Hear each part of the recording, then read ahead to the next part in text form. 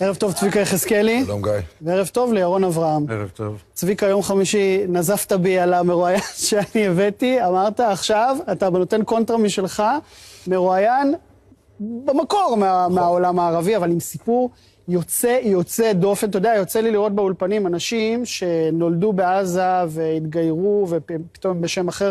פה אנחנו מדברים על פחות או יותר מעבר כפול. בוא תקצר לי את זה בשני משפטים. למה אני אומר את זה? כי אנחנו קצת התרחקנו מלפני 3 שבועות להבין מה זה חמאס. אנחנו קצת עכשיו בחדשות, אתה יודע, צהל פה, צהל שם, לבנון. ירון אברהם לדעתי זה המומחה לחמאס. למה? כי הוא הולך על הכלל פשוט. חווית, היית, ראית, הבנת. בגיל 9, הוא נולד בלוד. עם הכיפה על הראש, הוא היה סף חמאסניק. ממש, בגיל 9, מלוד הוא עובר למסגד, אחד הקיצוניים ביותר בעזה, עובר אינדוקטרינציה חמאסית, תכף הוא יספר לך, ואז הוא מתחיל להבין שהוא בתוך ארגון שמקדש רק מוות. משם כמובן חייל בגבעתי מתגייר, אבל בוא, הנה, זה מומחה לחמאס, לא מי שאתה מדבר איתם. לא, אז אתה נולדת בישראל, בלוד. בלוד. נשלחת למסגד. התחנכת כדי להיות סף שהיד חמאסניק. נכון. התגיירת והיית חייל גבעתי בעזה. זאת אומרת, אתה ראית את עזה משני הצדדים, זה משהו מטורף. קודם כל, איך הגעת לעזה מלוד? בזמנו הכל היה פתוח, זה לא כמו היום. כן. הכל היה פתוח. אבל שלחו אותך לשם בתור עונש, נכון? נכון. אחת האחיות שלי נרצחה על מה שנקרא על רקע כבוד המשפחה. כמה זה מפתיע הרצח בעולם המוסלמי. והתחלתי לשאול שאלות. רציתי להבין מה קורה, זאת הייתה האחות שהיא הייתה הכי קרובה אליי מכל המשפחה. מכל האחים והאחיות הכי קרובה אליי.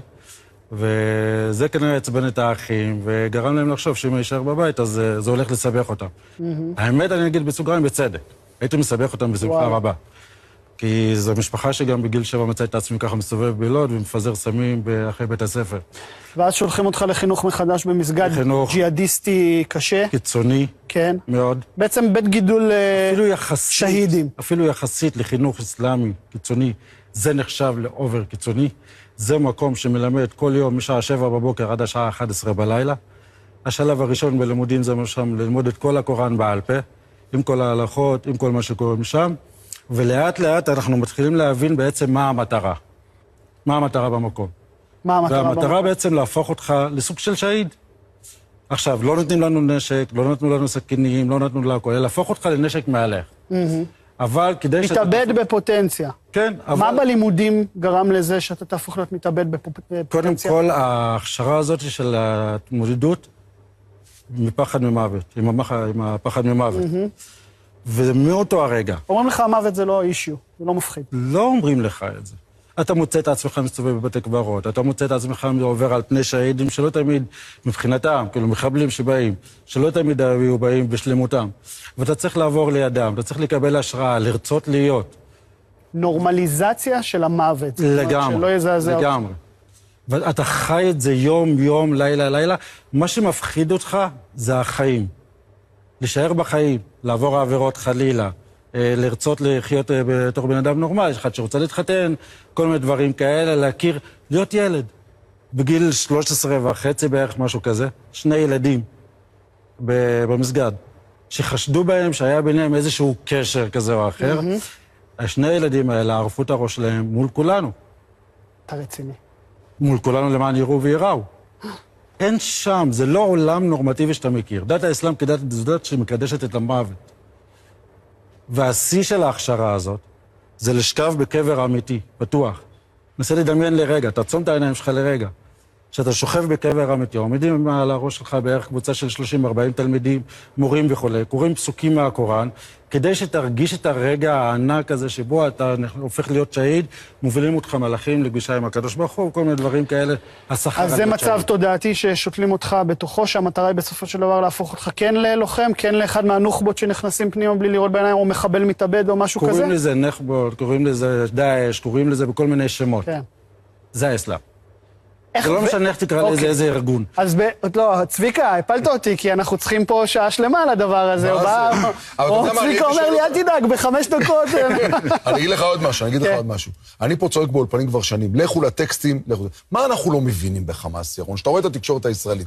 מה אני וגיא אפילו ביחד לא מבינים על חמאס, ואתה צועק את זה ואומר לנו, אנחנו גם טועים עכשיו במבצע. מה שלא מבינים, זה קודם כל את התרבות המוסלמית. לפני אפילו העניין של הדת. התרבות המוסלמית זאת לא תרבות שהיא דמוקרטית, ליברלית, חופשית, שאפשר להסתדר איתה. החופש הזה, הליברליות, הדמוקרטיה במדינת ישראל למשל, זה משהו שנורא נורא מבלבל אותם. הם לא יודעים מה לעשות עם זה. כן. ופה לצערי, הם לא יודעים איך זה עובד בצד השני. בא המוסלמי ואומר לך, תקשיב, אני רוצה להרוג אותך בגלל שאתה יהודי, יש לי עניין איתך, ואז מה אתה אומר לו? לא, תקשיב, בוא אני אתן לך 5 מיליארד שקלים. קח אותם, לך תבנה בתי ספר. אבל הוא אומר לך, אבל מה, אני לא רוצה בתי ספר. כן. בתי הספר שלך, החינוך שלך לא מעניין אותי. אבל זה פלגים בתוך האסלאם, זה לא כל האסלאם. בוא ניקח אנשים מתונים, בסדר? יבוא מחר שייך, יכריז שלוד, למשל, או רמלה, או יפו, או עכו, מצטרפת ללחימה. כן. תהיה שכונה של ליברלים, רופאים, שופטים, כן. יחליטו, אנחנו לא רוצים להילחם. אתה יודע מה יקרה? מה? מסמנים את הבתים שלהם באדום כבוגדים. אתה יודע, הם הראשונים שהבתים שלהם יעלו באש. מה נראה לך שהם יעשו? טוב, משם, איך אתה מגיע להיות חייל בגבעתי? ושוב, בקצרה, כי אנחנו יש לנו 2 דקות. אני בורח משם. תביא לי סיפורים כאלה טובים, צביקה, תביא דברים דרדלה. אני בורח משם, בדרך לא דרך מצליח להגיע לבית בלוד.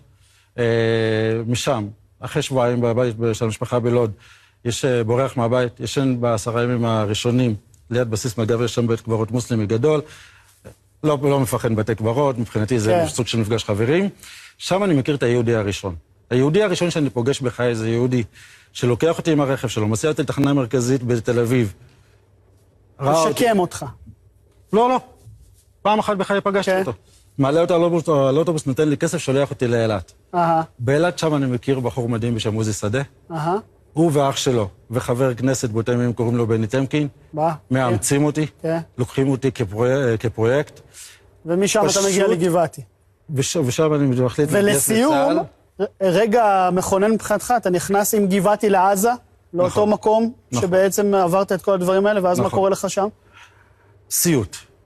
סיוט מצד אחד. כאילו לעבור ליד אותם מסגדים, ליד אותם שכונות, לעבור את כל התהליך הזה, זה סיוט אחד גדול מתמשך, אבל שם למדתי באמת מהי קדושת החיים, דווקא בצבא הגנה לישראל. כשראיתי חיילים שציפיתי שאנחנו נלך ונרוג ונעשה מה שבא לנו ונשמיד ונרצח והכל, ואני רואה חיילים שמוותרים על האוכל שלהם כדי לעזור לילדים. אני רואה חיילים שבאים ומוותרים מסכנים את עצמם. כדי להעביר אנשים את הכביש ולסכן את עצמם ולעזור לאנשים שם, זה הרגע שבהחלט שאני רוצה להיות חלק אגב, המסגרת הזה שאתה מדבר, זה ככה קרוב לשיפה. זאת אומרת, צריך להגיע... 700 מטר. גם בנגלה הזאת צריך להגיע אליו.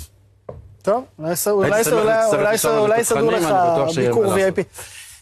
צביקה יחזקאלי וירון אברהם, תודה רבה. תודה רבה לך.